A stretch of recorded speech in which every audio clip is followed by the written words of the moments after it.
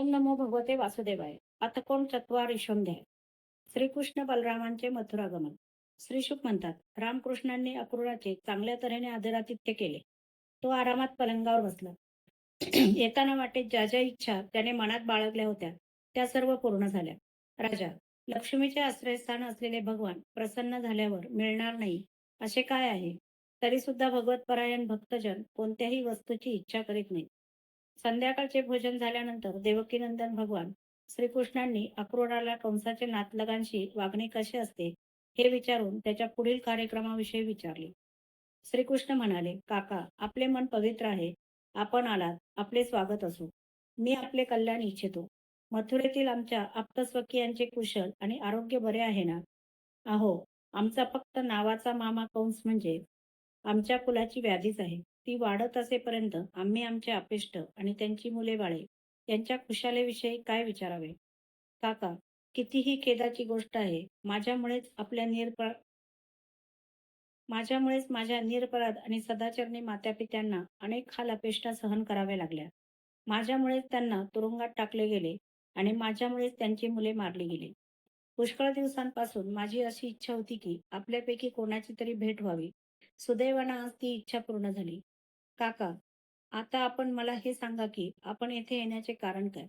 श्रीशुक म्हणतात, भगवान श्रीकृष्णांनी जेव्हा अक्रूराला असा प्रश्न केला तेव्हा कंसाचे यादवांशी वैर आणि वसुदेवांना मारण्याचा त्याचा उद्योग सुद्धा त्याने त्यांना सांगितला. अक्रूराने कंसाचा संदेश ज्या उद्देशाने त्याने आपल्याला दूत म्हणून पाठविले होते, तो त्याचा उद्देश आणि नारदांनी वसुदेवांपासून श्रीकृष्णाचा जन्म घेण्याचा वृत्तांत जो कंसाला सांगितला होता, तो असा सर्व वृत्तांत सांगितला. शत्रुपक्षाचा निष्पात काढणारे श्रीकृष्ण आणि बलराम अक्रूराचे हे म्हणणे ऐकून हसू लागले आणि त्यानंतर त्यांनी नंदबाबांना कंसराजाची आज्ञा सांगितली. तेव्हा नंदांनीही सर्व गोपांना आज्ञा केली की सगळे दूध एकत्र करा, नजराणे घ्या आणि छकडे जोडा. उद्याच आपण मथुरेला जाणार आहोत आणि तेथे जाऊन राजा कंसाला दूध दही वगैरे देऊ. तेथे एक मोठा उत्सव होत आहे. तो पाहण्यासाठी देशातील पुष्कळ लोक एकत्र येणार आहेत. आम्ही सुद्धा तो पाहू. कोतवाला मार्फत नंदांनी आपल्या गोकुळात अशी दवंडी पिटवली. आपल्या रामकृष्णांना मथुरेला घेऊन जाण्यासाठी अक्रूर वज्रामध्ये आला आहे हे ऐकून गोपी अतिशय व्याकुळ झाल्या. भगवान श्रीकृष्ण मथुरेला जाणार ही बातमी ऐकूनच काही गोपी शोकाकुल झाल्या. त्यांच्या उष्ण श्वासांमुळे त्यांची मुखकमले म्लान झाली. काहींची अशी दशा झाली की त्यांची वस्त्रे ढळली, हातातील काकणे गळून पडली आणि वेण्या सैल झाल्या तरी याचाही त्यांना पत्ता लागला नाही. भगवंतांच्या चिंतनाने काहींच्या चित्तवृत्तींचा लय झाला, जणू त्या समाधीस्थ झाल्या आणि त्यांना स्वतःचेही भान राहिले नाही. काही गोपी श्रीकृष्णांचे प्रेम, स्मितहास्य आणि हृदयस्पर्शी वैशिष्ट्यपूर्ण शब्दरचना असलेले बोलणे आठवून देहभान विसरल्या.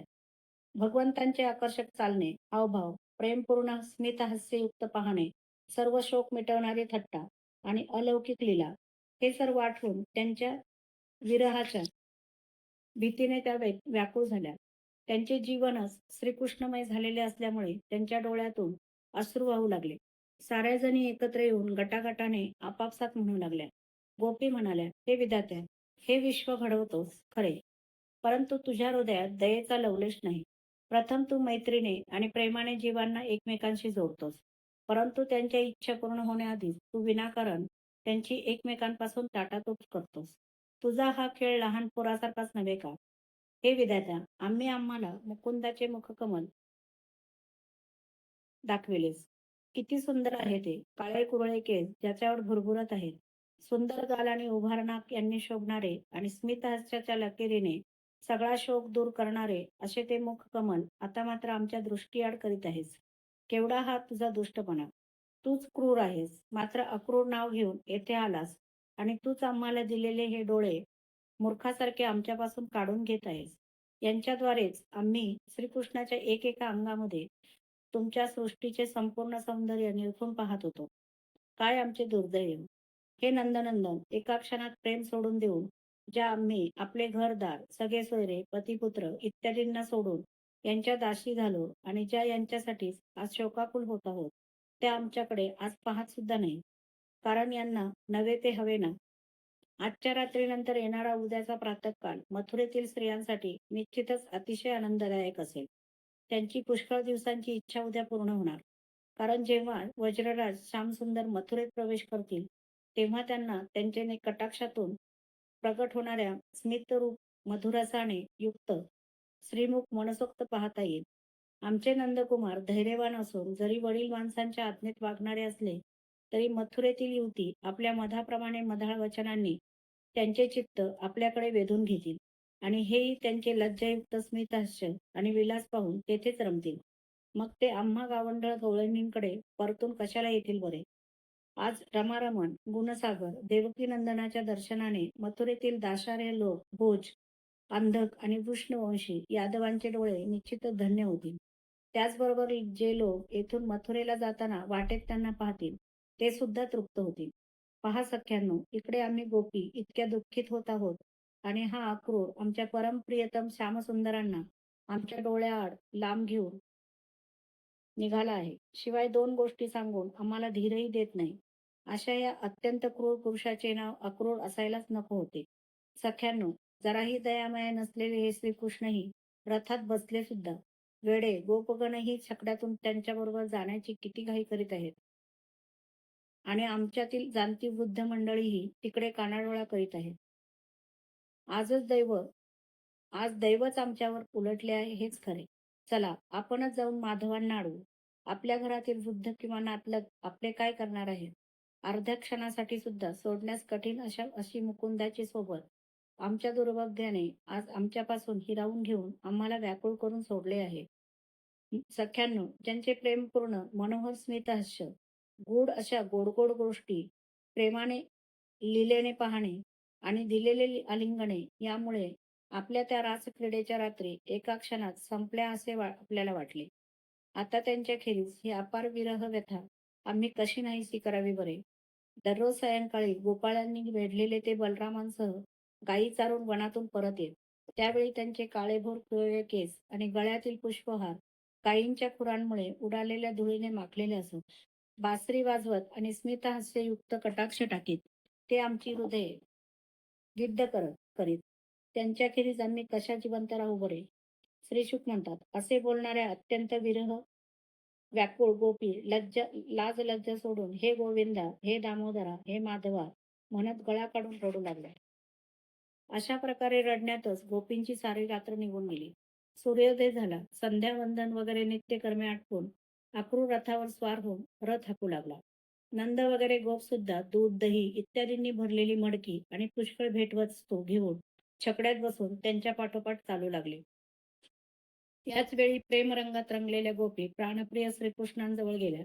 तेव्हा त्यांनी वळून आपल्याकडे पाहिल्यामुळे त्या काहीशा आनंदित झाल्या. नंतर त्यांच्याकडून काही निरोप मिळेल या आशेने तेथेच उभ्या राहिल्या. आपण निघाल्यामुळे गोपी शोकसंतप्त झालेल्या पाहून त्यांनी दूतामार्फत मी येईन असा प्रेमाचा संदेश पाठवून त्यांना धीर दिला. जोपर्यंत रथाचा ध्वज आणि चाकांमुळे उडणारी धूळ गोपींना दिसत होती, तोपर्यंत त्या चित्रासारख्या तटस्थ उभ्या राहिल्या. मात्र त्यांची मने नंदलाला मागोमाग चालली होती. श्रीकृष्णांच्या परत फिरण्याची आशा मावळली तेव्हा त्या घरी परतल्या. आता आपल्या प्रियतमाच्या लीलांचे गायन करीत त्या दिवस कंठू लागल्या आणि अशा प्रकारे आपला शोक हलका करू लागल्या. हे राजा, इकडे भगवान श्रीकृष्ण सुद्धा बलराम आणि अक्रूर यांच्यासह वायू समान वेग असणाऱ्या रथात बसून पापनाशिनी यमुना नदीच्या तीरावर जाऊन पोहोचले. तेथे ते हात तोंड धुवून पाचूसारखे निळे आणि अमृताप्रमाणे गोड यमुना नदीचे पाणी प्याले. नंतर बलरामांसह भगवान वनराईत जाऊन रथात बसले. दोघा भावांना रथात बसवून अक्रूर त्यांचा निरोप घेऊन यमुनेच्या डोहावर येऊन विधीपूर्वक स्नान करू लागला. त्या पाण्यात बुडी मारून तो वेदमंत्र जप करू लागला. त्याच वेळी पाण्यात तेच श्रीकृष्ण आणि बलराम एकत्र बसलेले त्याला दिसले. रथात बसलेले वासुदेवांचे पुत्र इथे पाण्यात कसे काय आणि येथे आहेत तर कदाचित रथात नसतील असा विचार करून त्याने पाण्यातून डोके वर काढून पाहिले. तेथेही ते पहिल्याप्रमाणेच बसले होते. त्यांना पाण्यात पाहिले तो आपला भ्रम असावा असे वाटून त्याने पुन्हा बुडी मारली. परंतु पुन्हा त्याला असे दिसले की तेथे साक्षात श्रीशेष विराजमान आहेत आणि सिद्ध, चारण, गंधर्व तसेच असुर मस्तक लवून त्यांची स्तुती करत आहेत. त्यांना हजार मस्तके असून त्यांच्या प्रत्येक फण्यावर मुकुट शोभून दिसत आहे. कमळाच्या गाभ्याप्रमाणे असलेल्या उज्ज्वल शरीरावर त्यांनी निळा पितांबर निलांबर परिधान केला आहे. त्यामुळे हजारो शिखरांनी युक्त अशा कैलासासारखे ते दिसत होते. त्यांच्याच अंगावर घनश्याम पौडले आहेत. त्यांनी रेशमी पितांबर परिधान केला आहे. ते अत्यंत शांत व चतुर्भुज असून त्यांचे तांबड्या कमळांच्या पाकळीसारखे लालसर डोळे आहेत. त्यांचे मुख मनोहर आणि प्रसन्न असून त्यांचे पाहणे मधुर हास्याने शोभणारे आहे. भुवया सुंदर असून नाक अपरे आहे. त्यांचे कान, गाल आणि लालसर ओठ शोभिवंत दिसत आहेत. त्यांचे हात गुडघ्यापर्यंत लांब आणि पुष्ट आहेत. खांदे उंच असून वक्षस्थळावर लक्ष्मी देवी आहे. गळा शंखाप्रमाणे असून नाभी गोल आहे. 3 वळ्यांनी शोभणारे उदर पिंपळपानाप्रमाणे शोभत आहे. कंबर आणि नितंब स्थूल हत्तीच्या सोंडेप्रमाणे जांघा, सुंदर गुडघे आणि पिंढरे आहेत. घोटे उंच असून लाल लाल नखांतून किरणे बाहेर पडत आहेत. चरणकमळ 10 बोटांच्या पाकळ्यांनी शोभून दिसत आहे.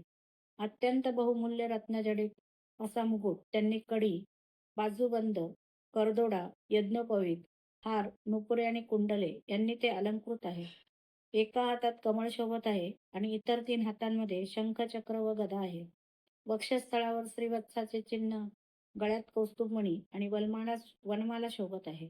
नंद, सुनंद इत्यादी पार्षद, आपले स्वामी सनकादी ऋषी, परब्रह्म, ब्रह्मदेव, महादेव आणि देव, सर्वेश्वर, मरीची इत्यादी 9 ब्राह्मण, प्रजापती आणि प्रल्हाद, नारद, वसु इत्यादी भगवंतांचे श्रेष्ठ भक्त त्यांना भगवान समजून त्या त्या भावानुसार निर्दोष वेदवाणीने त्यांची स्तुती करत आहेत. त्याचबरोबर लक्ष्मी, पुष्टी, सरस्वती, कांती, कीर्ती आणि तुष्टी म्हणजेच ऐश्वर्य, बल, ज्ञान, श्री, यश आणि वैराग्य या षड ऐश्वर्य रूप शक्ती, इला, पृथ्वी शक्ती, ऊर्जा, लीला शक्ती, विद्या, अविद्या, जीवांना मोक्ष आणि बंधन यांना कारणरूप असणारी बहिरंग शक्ती, रुदिनी, सवित, अंतरंग शक्ती आणि माया या शक्ती मूर्तिमंत होऊन त्यांची सेवा करीत आहेत. हे सर्व पाहून अक्रूराला परमानंद झाला. मनात परम भक्तीचा उदय झाला. त्याचे शरीर पुलकित झाले. प्रेमभावाचा उद्रेक झाल्यामुळे त्याचे डोळे अश्रूंनी भरून आले. आता अक्रूराने धीर धरून भगवंतांच्या चरणावर डोके टेकून नमस्कार केला आणि हात जोडून हळूहळू सद्गतीत वाणीने तो भगवंतांची स्तुती करू लागला. अध्याय 39 समाप्त.